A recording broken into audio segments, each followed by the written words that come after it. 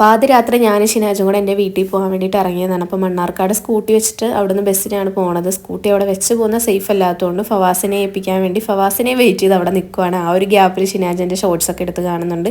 അങ്ങനെ ഫവാസ് വന്ന് വണ്ടിയൊക്കെ കൊടുത്തിട്ട് ഞങ്ങൾ ബസ്സിന് വേണ്ടിയിട്ടുള്ള കട്ട വെയിറ്റിംഗ് ആണ്.